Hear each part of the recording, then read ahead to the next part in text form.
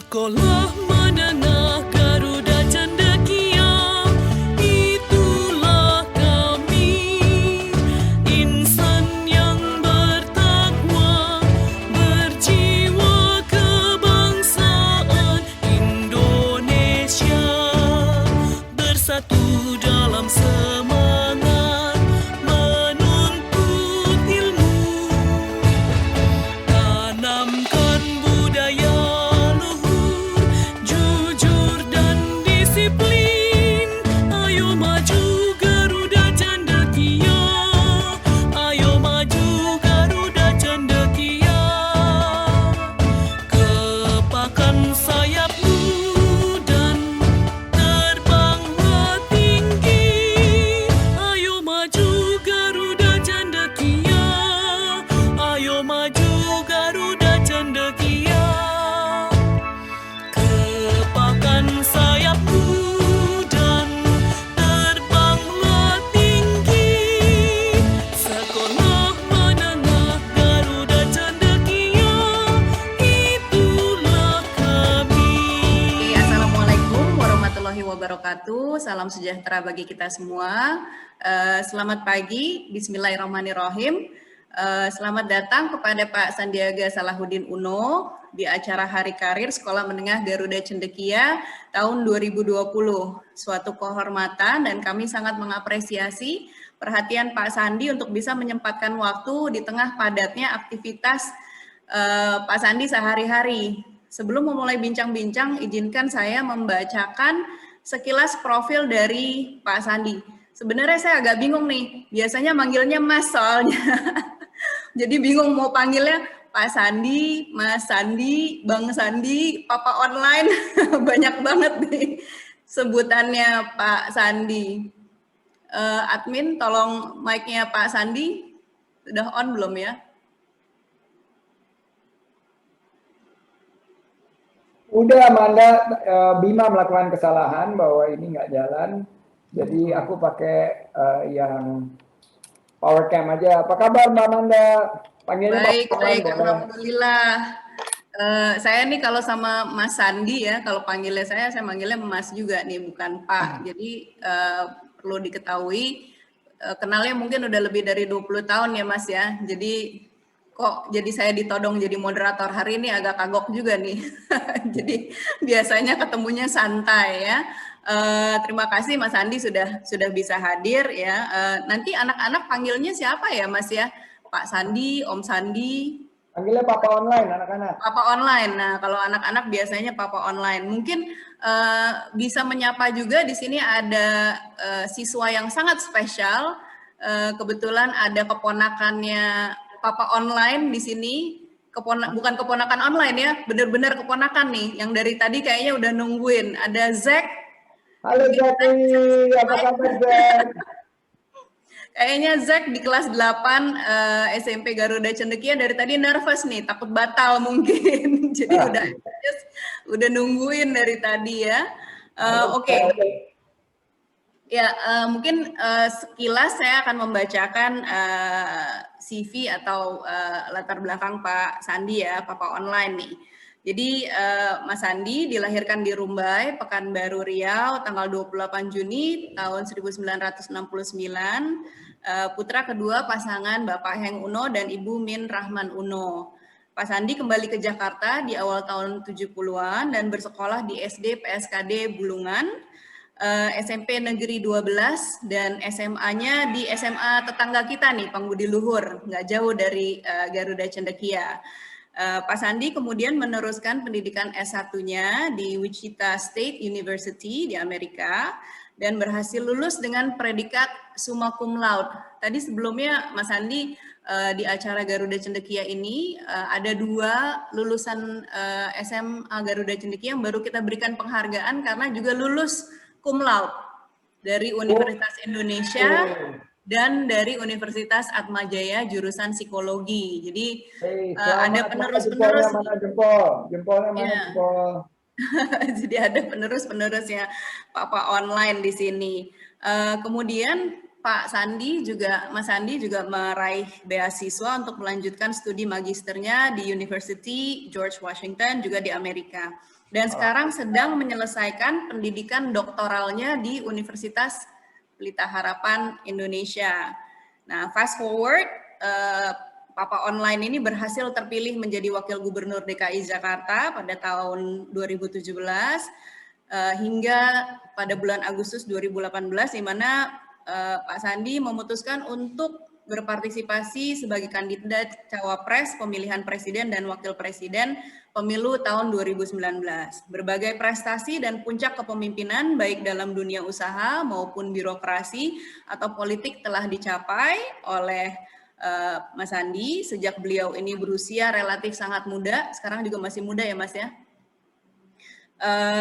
Dan kesuksesannya telah banyak menginspirasi kaum milenial dan juga Gen Z. Nah, hari ini kita audiensnya Gen Z nih, Mas.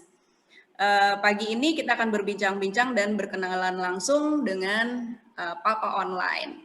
Nah, Mas Andi, ini karena audiens kita siswa-siswi SMP dan SMA, tentunya nggak mungkin kita nggak membahas masa Mas Andi waktu SMP dan SMA. Dan saya dan ada halo Manda. Ya Pak, Mas Andi. Saya juga sedang mau mendengarkan, mau belajar dari Papa Online. Ada Om Ivi. Ini kok kayak rapat keluarga ya? Iya, rapat keluarga. Boleh kan keluarga tetapi Papa Online, Mama Online. Ya, dan anak-anak online. Ya, ini anak online semua. Pokoknya kita semangat. Aki Ivi semangat. Mbak Manda semangat. Zack semangat. Terus ada 354 partisipan. Yeay. Coba saya mau lihat tombol reaksinya. Minta jempol. Coba mana minta jempol tombol reaksinya. Mana jempol? Aki Ivi udah kasih jempol. Thank you jempolnya. Sekarang di sisi mereka nggak kenal Aki Ivi, Pak Arif. Kenalnya Pak Arif. Oke Pak Arif. Sekarang semua memusatkan perhatiannya ke kolom chat. Saya mau tanya hari ini, semua anak-anakku online, apa yang menjadi satu karir tertinggi yang ingin dicapai oleh anak-anakku online? Apa? Coba di kolom chat. Ini kalau saya ini. Nih, oke, animasi. Entrepreneur sutradara Andrew. Freelancer Rama. Woo. Pilot, wah ini kayak Sulaiman Soekarno. Komikus, yes. Director, dokter anak, bisnis, Formula One. Wow, dokter, business owner.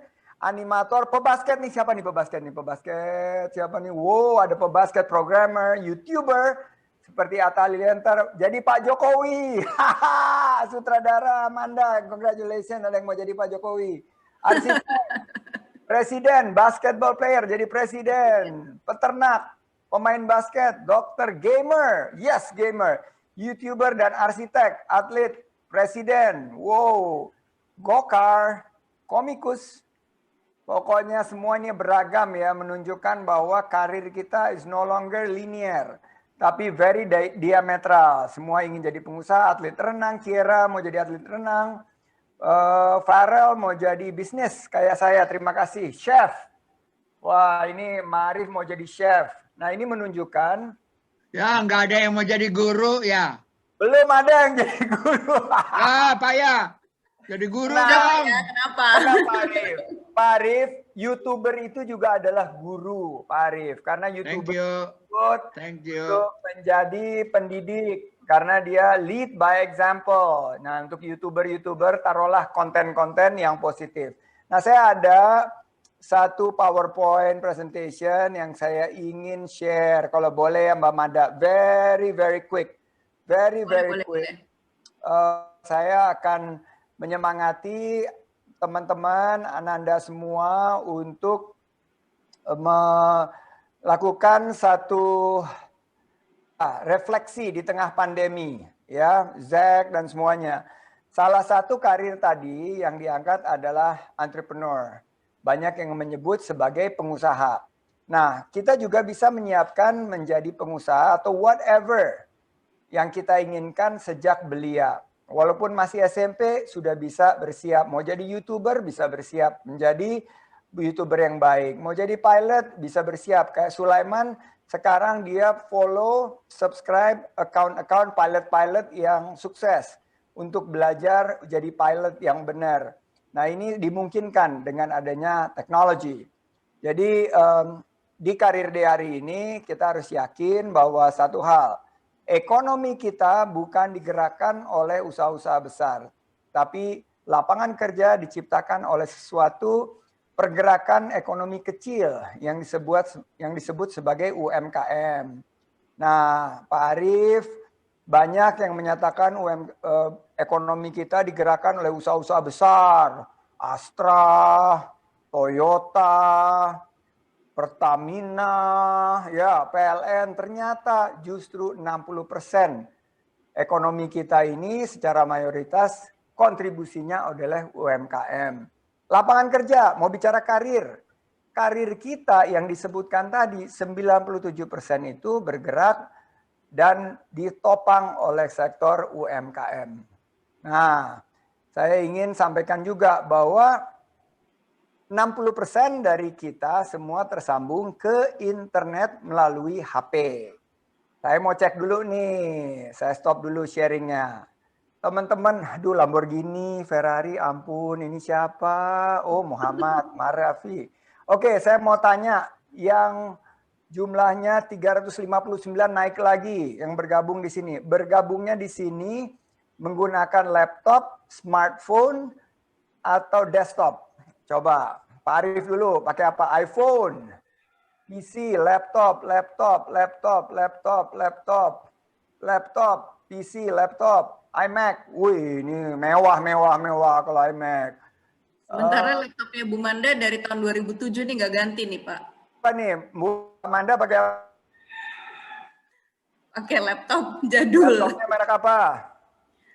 Vaio kan udah nggak keluar lagi. Cukup Sony tua ya. Laptop, Sony. ini banyaknya laptop di sini. Oke, jadi saya lihat laptop. Nah, menarik ini karena sebetulnya mayoritasnya itu banyak terakses melalui bukan laptop, tapi melalui smartphone. Ya, di sini research 60% orang Indonesia tersambung ke internet lewat HP. Dan pasar e-commerce kita sekarang sudah terbesar se-ASEAN. Jadi kalau bicara Tokopedia, bicara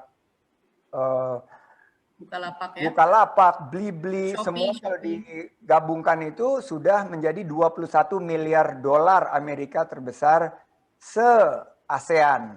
Nah, saya mau tanya sekarang lagi di kolom chat, siap-siap. Kalau dilihat adik-adik, anak-anak semua yang dijual di pasar e-commerce kita, produk-produk yang banyak itu dari produk negara mana? Ayo jawab. Jawab China. Aduh kalian tuh pinter banget. China. Iya, China. China.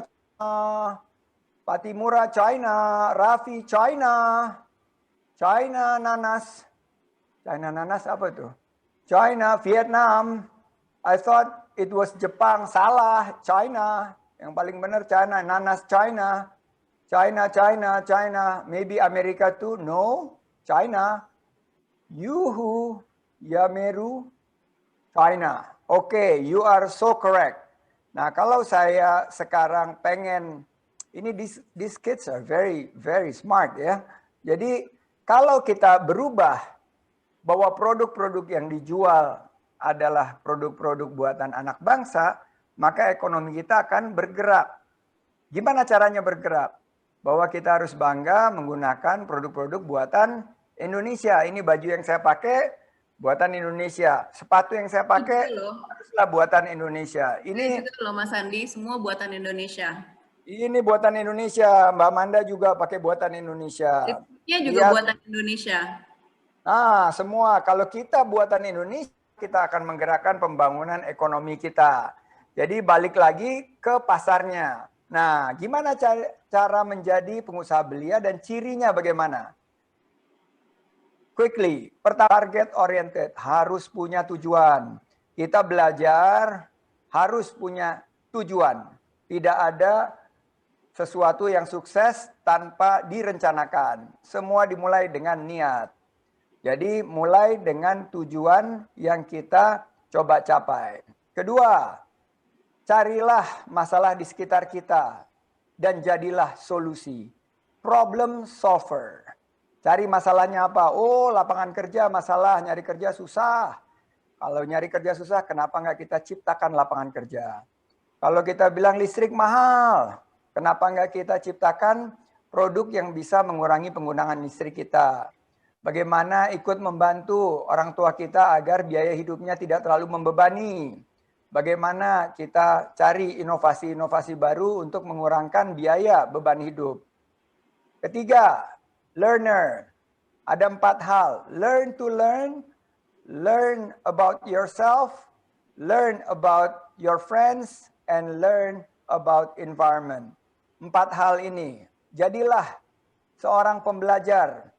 Bahwa saya masih sekolah sampai sekarang. Umur saya sudah di atas 50, tapi saya masih sekolah.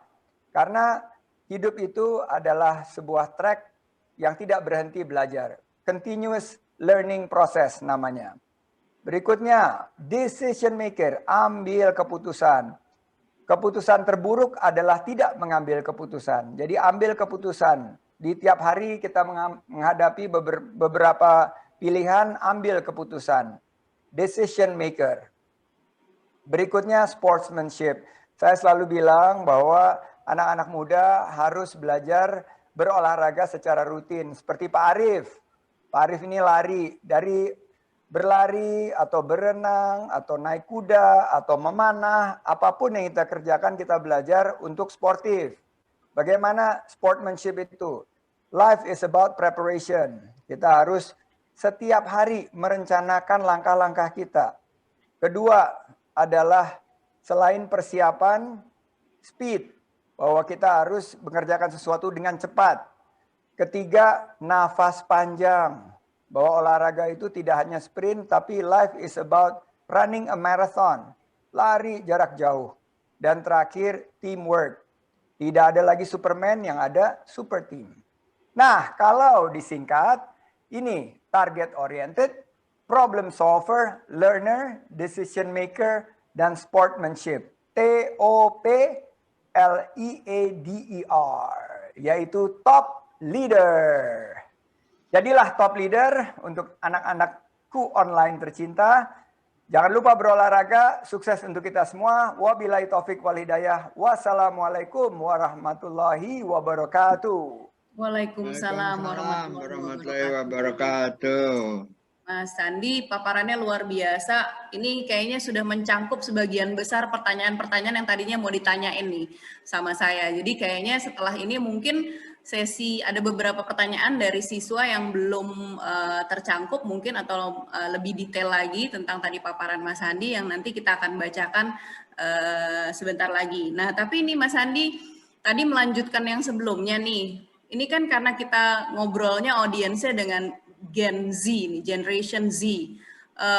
Kita pengen tahu juga nih dulu waktu Mas Sandi SMP atau SMA, ada nggak sih kenangan-kenangan yang tidak terlupakan ketika masih di zaman SMP dan SMA. Jadi kan kita ngelihatnya semuanya atau anak-anak kan ngelihatnya Mas Sandi ini udah sukses gitu ya. Sudah mapan gitu. Nah, tapi mereka juga pengen tahu nih dulu tuh ceritanya gimana sih waktu SMP SMA. SMP kan di SMP 12 ya. Kemudian SMA-nya SMA homogen nih. Jadi semuanya laki-laki panggudi luhur. Nah, bisa nggak diceritain Mas? Ada nggak beberapa kejadian yang nggak pernah lupa deh sampai sekarang? SMP 12 itu nggak terlalu jauh dari Garuda Cendikia yang ada di Bangka. Di SMP 12 saya terpilih jadi kapten tim bola basket dan kita menjuarai kejuaraan bola basket SMP se-Jakarta. Itu rasanya bangganya luar biasa. Dan pada satu upacara kita satu tim dipanggil ke depan oleh kepala sekolah, diberi penghargaan. Dan itu pengalaman yang tidak pernah terlupakan. Mewakili sekolah membawa satu kebanggaan. Kedua, di SMP saya juga belajar kenal teman-teman dari berbagai strata ekonomi, karena sekolah negeri mulai dari anaknya jenderal sampai anak dari UKM-UKM yang ada berjualan di sekitar sekolah. Nah, di situ kita juga belajar untuk bersosialisasi dengan siapapun, tidak boleh memilih-milih teman, dan kita mencari lingkungan yang terbaik agar ini semua menjadi pembelajaran kita. Saya akhirnya memulai satu komunitas, satu klub ya waktu itu, yang semuanya berorientasi kepada olahraga, kepada hal-hal yang positif. Dan alhamdulillah banyak sekali teman-teman yang tadinya nggak terlalu tertarik terhadap kegiatan-kegiatan positif bisa berkumpul. Nah, di SMA saya awalnya sangat-sangat struggling karena transisi dari sekolah negeri masuk ke sekolah swasta. Dan waktu itu SMA kami salah satu yang memiliki ranking yang baik di Jakarta Selatan pada saat itu. Saya mulainya di SMP itu ranking terus, ranking 1, 2, 3 atau ranking yang selalu di atas. Begitu masuk ke sekolah SMA Pangudi Luhur langsung drop. Nah, akhirnya satu tahun pertama ini penyesuaian yang sangat luar biasa. Apalagi kita menghadapi persaingan dengan ya tentunya anak-anak yang tergolong cerdas dari berbagai macam kalangan. Dan di sini juga kita belajar bagaimana dalam lingkungan yang berbeda kita bisa menyesuaikan diri. Jadi di Pangudi Luhur saya belajar satu beradaptasi, kedua saya belajar bagaimana menghadapi kehidupan yang sulit ya, karena begitu masuk di SMA bukan hanya dari segi akademik yang menjadi tantangan, juga dalam lingkungan, karena kita masuk lingkungannya laki-laki semua kan persaingannya sangat-sangat berat. Nah, inilah kita dituntut punya mental yang kuat, punya semangat daya juang, dan tidak boleh cepat putus asa, tidak boleh baperan, tidak boleh julid, nggak boleh nyinyir, semuanya harus positif, jangan jadi kaum rebahan saja, tapi jadi agen perubahan. Itu saya belajar di SMA. Nah, saya nggak akan pernah lupa gemblengan di SMA Pangudi Luhur itu yang membuat saya sekarang merasakan satu ketangguhan dari segi semangat dan daya juang, dan tidak pernah putus asa, kerja keras, kerja cerdas, kerja tuntas, dan kerja ikhlas. Itu saya belajar secara konkret dan real di SMP dan SMA. Wah, dari sejak dini ya Mas ya, jadi dari muda sekali, dari SMP dan SMA. Kalau anak-anak dengar tadi, Pak Sandi udah mulai dari sangat awal gitu, jadi nggak menunggu kuliah dulu baru kemudian mempersiapkan segala sesuatunya. Nah, tapi ini Rafaza ini lucu banget nih, Rafaza, kakek aku di PL. Wah, jangan-jangan saya seangkatan sama kakeknya Rafaza nih. Ya. Jadi Mas Sandi ini kayaknya agak sulit mungkin mereka membayangkan ya dari ceritanya Mas Sandi. Jadi mungkin ada beberapa tayangan nih untuk dikomentari nih. Coba admin supaya lebih real tadi ceritanya Mas Sandi soal zaman SMP dan SMA, ada nggak yang bisa ditayangin? Nah, ini saya waktu masuk SMP ini, ya Allah, rambutnya belum gondrong, tapi ada yang lebih gondrong lagi sebetulnya. Ini tapi bukan pandemi ya, bukan gondrong pandemi ya. Ini bukan gondrong pandemi, ini dulu memang modelnya seperti itu, jangan diketawain anak-anak. Itu memang modelnya pas lagi muda segitu, tapi ada lagi yang lebih gondrong setelah masuk SMA. Ini kayaknya waktu SMP nih. Ya. Dulu kayaknya kalau ngelihat mungkin kalau anak-anak sekarang yang kelas 12 atau ada yang kelas 11 kalau minta lihat buku album foto papa mamahnya, papanya kurang lebih rambutnya begini semua lah kira-kira. Oke, ada lagi nggak nih? Ada stok lain mungkin? Tapi coba nih kacamatanya. Waduh, ini pelanggaran ini pelanggaran. Ini tolong bulu keteknya disensor. Karena ini dulu zaman dulu ada, nggak tahu sekarang masih ada nggak nih majalah Hai? Iya, betul majalahnya.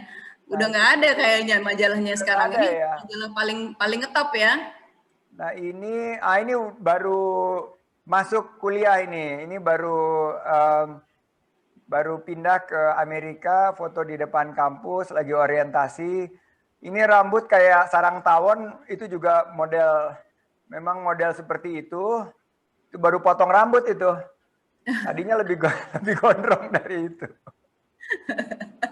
Ini tapi ini kalau ini Ini sama kakak saya, Mas Indra, yang juga aktif di Garuda Cendikia. Ayahnya Zack ini. ya. Ini Pak Indra dulu main tenis, kita masing-masing main tenis. Kalau nggak salah saya ini SMP nih, kelas 2 atau kelas 3. Tapi sepatunya udah hype bis ya, Mas. Ini belum cinta produk lokal nih. Sekarang kan pakai produk lokal, masih pakai shoes Nike nih.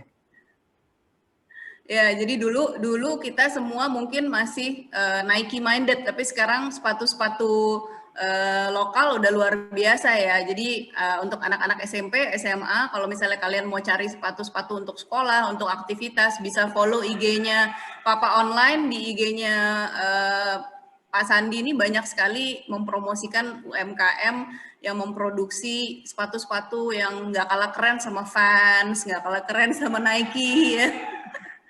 Ini lebih sedih lagi nih dari SMP Dipo Andita. Kakek bunda saya, jadi bundanya itu punya kakek rambutnya juga kayak gitu. Itu sekolahnya yang tua ya, sekolahnya yang tua berarti. Oke, Mas Sandi, ini kan kita ngomongin selain entrepreneurship ya. Kalau entrepreneurship itu udah kayak kembar dempet lah sama Mas Sandi. Jadi kalau Sandi Uno tuh pasti entrepreneurship. Ada juga yang kita mau tanya nih sama Mas Sandi. Mas Sandi pernah nggak sih dapat insight tentang karakteristik Gen Z gitu ya? Jadi kan Gen Z ini beda sama millennials. Kalau millennials yang sekarang sudah bekerja dan mungkin kuliah pun udah di tingkat-tingkat akhir ya. Tapi anak-anak kita ini kan udah masuk ke Gen Z. Nah, ada nggak sih hubungannya? Jadi bagaimana kepemimpinan yang harus dimiliki oleh Gen Z dibandingkan generasi-generasi sebelumnya untuk bisa nantinya menjadi generasi yang tangguh gitu ya untuk bangsa Indonesia supaya nantinya kita bisa bersaing dengan bangsa-bangsa lain tentunya untuk mensejahterakan negara kita ini.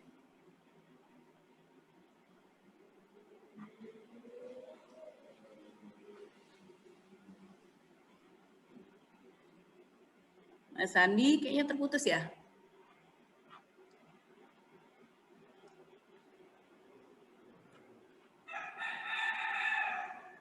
Oh, Pak Sandinya nge-lag.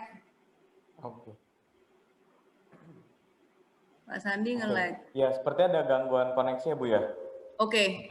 Iya, dari Pak Sandi ya? Ya. Oke. Kita Sambil tunggu dulu sebentar karena kebetulan ini di rumah saya juga saya dari tadi ngelihat ada angin cukup kencang ya di belakang, jadi bisa jadi ada gangguan koneksi karena cuaca juga. Ya. Oke, terputus atau bagaimana? Oh, udah. Ya, sudah kembali muncul. Sorry banget, putus tadi. Sorry. Sorry menyori. Tadi pertanyaan apa, Mbak Manda? Ya, tentang Generation Z, tapi mungkin ini karena waktunya juga terbatas, ada beberapa pertanyaan dari anak-anak yang masih saya harus bacakan nih Mas Andi. Oke, generasi Z cepat aja bahwa generasi Z ini generasi yang sangat unik ya. Terus sekarang ada yang namanya COVID cohort ya. Jadi satu generasi yang paling merasakan akselerasi dari digitalisasi ini. Jadi saya titipkan 3 hal buat generasi Z ya. Pertama, generasi Z ini karakteristiknya untuk bisa menang adalah generasi yang bersikap proaktif. Jangan menjadi generasi rebahan, tapi jadilah agen perubahan. Kedua, bahwa generasi ini harus berani mengambil risiko. Tidak ada lagi zona aman atau zona nyaman. Kita harus jadi nakoda kapal kita sendiri. Jadi ambil peluang tersebut, mulailah sedini mungkin, karena kalau kita mengalami tantangan itu adalah anak tangga menuju kesuksesan. Dan ketiga, inovasi. bahwa inovasi itu dekat dengan konsep di mana kita selalu orisinil. Anak-anak generasi Z ini tidak mau apa yang dibuat-buat, sesuatu yang otentik, dan generasi Z ini maju karena bisa mengembangkan inovasinya. Jadi itulah generasi Z lahir antara tahun 2000 sampai 2010, nanti akan dilanjutkan oleh generasi Double Alpha yang lahir dari angkatannya Sulaiman nih 2011 sampai 2020. Nah inilah tantangan kita, selalu berubah. Hanya ada dua hal yang abadi, yaitu perubahan itu sendiri, bahwa change is always constant, dan kedua adalah tentunya peluang itu sendiri akan hadir di setiap adanya perubahan.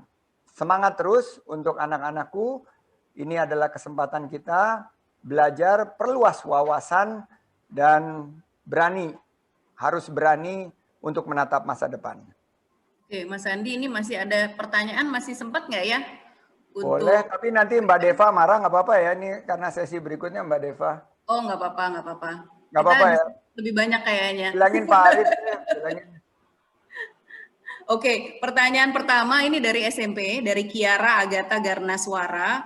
Apa tips dan motivasi dari Pak Sandi agar bisa bekerja keras dan belajar sungguh-sungguh sehingga bisa menjadi sukses seperti Pak Sandi, katanya Kiara. Tipsnya Kiara, apa? motivasi itu haruslah datang dari diri sendiri. Saya mendapatkan motivasi tadi satu dari berolahraga, tapi yang selalu dititipkan adalah good leader is a good reader. Baca buku. Karena di dalam ilmu yang kita dapat membaca buku, baik itu e-book maupun audiobook dan lain sebagainya, Kiara bisa dapat inspirasi dan belajar dari tokoh-tokoh yang selama ini menjadi motivator dan juga eksekutor. Bagaimana kita bisa belajar dari pengalaman-pengalaman leaders, pengalaman-pengalaman pemimpin-pemimpin sebelumnya. Jadi itulah salah satu cara kita memotivasi diri kita sendiri dengan membaca buku. Oke, yang kedua pertanyaannya dari SMA nih Mas, namanya Sekar Alicia Firdaus. Karena pandemi COVID ini banyak orang kehilangan pekerjaan. Apakah kedepannya kita juga harus berhati-hati dalam memilih pekerjaan? Jika memang begitu, lantas bagaimana kalau seandainya pekerjaan itu akhirnya hanya untuk mencari uang, tapi kita sebenarnya tidak suka menjalaninya? Wow, keren banget ini pertanyaan. Keren ya? Keren banget. Makanya saya bilang bahwa 55% dari generasi Z ditambah sebut sebagai late millennials, ini sudah ada risetnya, mereka ingin mandiri, mereka ingin buka usaha sendiri. Jadi saya selalu bilang, karena ke depan ini adalah gigs economy, orang tidak hanya kerja di satu tempat, tapi kerja paginya mungkin dia kerja di perusahaan e-commerce, sorenya dia bekerja di perusahaan konsultan, malamnya dia bisa jadi DJ atau bisa jadi chef. Nah, oleh karena itu kita harus memiliki satu semangat bahwa ke depan kita meningkatkan skill set kita. Nah, saya memiliki inisiatif buat teman-teman yang SMA, mulai itu kepoin @rumah siap kerja untuk meningkatkan skill set kita, meningkatkan keterampilan, upskilling dan reskilling. Karena skill ini akan terus berubah. Sekarang mungkin yang banyak diminta adalah coding, mungkin script writing, mungkin yang berkaitan dengan entrepreneurship. Tapi ini akan berubah terus karena revolusi industri 4.0 akan menghapus 21 juta lapangan kerja. Tapi akan menggantikannya dengan 23 sampai 46 juta lapangan kerja baru yang berkualitas. So, kepoin, ikut pelatihan-pelatihannya. Rata-rata pelatihannya gratis. Jadi ikutin aja, ikut dalam komunitas-komunitas yang terus memacu kita, memotivasi kita untuk meningkatkan keterampilan kita. Karena begitu kita punya skillnya, kita akan sangat diminati mau dimanapun, termasuk kalau kita memulai usaha sendiri sesuai dengan minat 55% dari para late millennials dan Generation Z. Oke, Mas Andi, ini saya dapat info bahwa 2 pertanyaan terbaik ini akan mendapatkan buku ya dari Mas Andi, sign autograph Yes, ini bukunya. ya. Alhamdulillah, terima kasih banyak Mas Andi. Jadi tadi Kiara dan Sekar ya yang mendapatkan buku sign autograph dari Mas Sandiaga Uno. Ada 2 pertanyaan lagi sebenarnya, tapi tadi udah dijawab oleh Mas Andi di dalam paparannya ya. Jadi yang 2 lagi runner up juga dapat hadiah, jangan khawatir, yaitu M. Girazli di SMA dan juga Gusti Aleta Putri Erhandi. Jadi ada 2 pertanyaan, tapi 2 pertanyaan itu tadi udah dijawab di paparannya Mas Andi ya. Ini juga sekaligus menutup sesi Mas Andi ini di Hari Karir Garuda Cendekia. Terima kasih banyak atas kehadirannya dan menyiapkan waktu buat kita semua. Seluruhnya inspiratif sekali bahan-bahan yang diberikan oleh Mas Andi. Insya Allah berguna bagi anak-anak. Dan sebagai tanda terima kasih, mungkin Prof. Arif Pak Arif yang ingin menyampaikan sertifikat. Ya, Assalamualaikum warahmatullahi wabarakatuh. Waalaikumsalam. Ya, saya ini kehabisan pikiran apa begitu ya. Kok hebat sekali berpikirnya, kayaknya berpikir 1 abad ke depan begitu. Nah, saya sedang berpikir ini bagaimana ya pendidikan guru yang ada di lembaga-lembaga perguruan tinggi yang mencetak guru. Kayaknya mereka harus dibekali ya supaya forecasting ya atau menebak masa depannya itu jauh lebih tajam dan lebih tepat begitu. Jadi saya ingin mengucapkan terima kasih banyak kepada Pak Sandiaga Uno. Salam untuk keluarga, untuk Mpok Nur, salam juga untuk anak-anak, terutama kepada Sulaiman, dan salam juga untuk semua pokoknya keluarga. Kami mengharap supaya Pak Sandi jangan berhenti berjuang. Ini baru tahun berapa nih? Nah, presiden kita lagi nungguin nih, presiden yang akan datang. Wakil presiden yang akan datang gitu harus seseorang yang sudah betul-betul pikirannya tertuang di dalam tulisan buku yang tadi sudah ada. Sekali lagi atas nama keluarga, yeay, Sandiaga terus berlari kencang menuju sorga, insya Allah. Terima kasih banyak dari kami semuanya. Assalamualaikum warahmatullahi wabarakatuh. Waalaikumsalam Pak Arif, dan saya mohon diri sukses. Saya lihat juga tadi ada Mas Adi dan semua yang tidak bisa saya sebutkan satu persatu. Terima kasih MC luar biasa, dan juga Mas saya nggak lihat Mas Indra, tapi terima kasih juga Mbak Manda Bowo. Sukses untuk kita semua. Izin saya leave. Wassalamualaikum warahmatullahi wabarakatuh. Waalaikumsalam warahmatullahi wabarakatuh. Itu Adi itu. Mas Adi. Thank you, Mas. Kasih reaction dong, tepuk tangan buat Pak Sandi. Thank you. Clap reaction. Nih, kalau aku reactionnya ada ini nih. Ini sekarang yang model Zoom yang baru nih ada ininya nih. Tuh. Love. Oke, aku juga ada kok. Kita sesi foto dulu. Ada love. Zack, mana Zack? Ininya Zack. Ada ya, sarang hai. Love, ada love. Kasih love. Dan ada ini Blah. tuh, party. Party time. Sip. Oke, Terima kasih Mas Andi atas waktunya. Ini Zoom karir yang pertama. Salam. Ya. Oke, terima kasih Prof. Arif dan Pak Sandiaga Uno. Boleh tadi saya highlight yang kelihatannya menjadi puncak diskusi siang hari ini, pagi hari ini adalah tadi Pak Sandi bilang bahwa gimana sih caranya merintis kewirausahaan.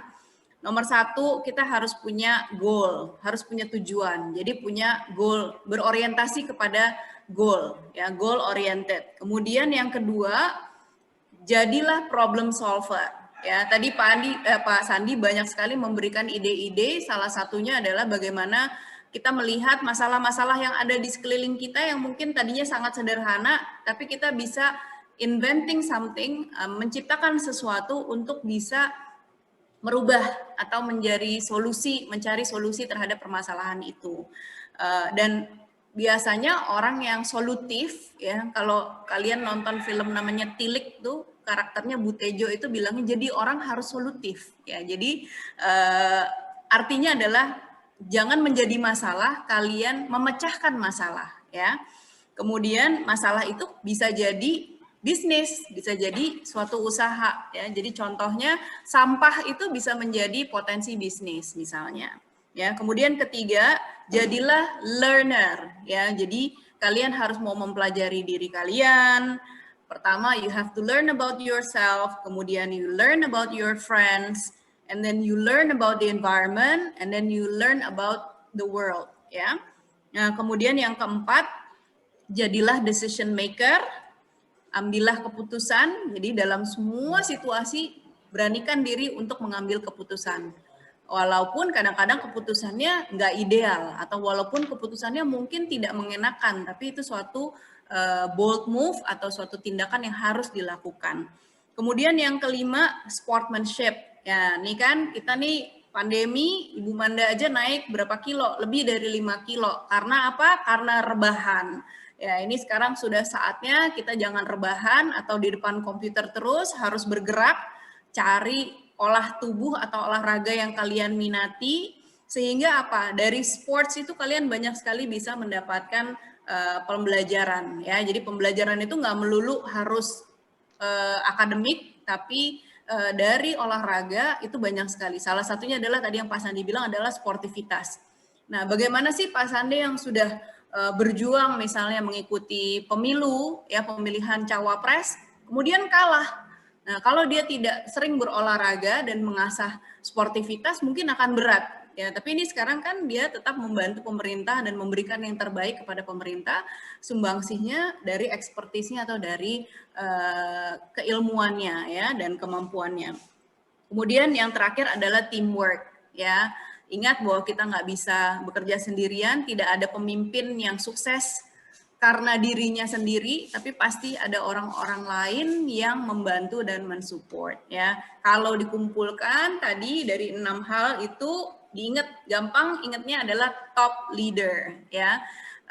Oke, kita sudahi sesi dengan Pak Sandi Salahuddin Uno, Sandiaga Salahuddin Uno, dan Prof. Arif Rahman. Terima kasih sudah menyempatkan. Dari Prof. Arif juga sama ya, seperti Pak Sandi, banyak sekali aktivitasnya, tapi dari meeting to meeting menyempatkan untuk kembali lagi untuk menghadiri sesi ini. Semoga bermanfaat. Terima kasih Mbak Manda, terima kasih semuanya.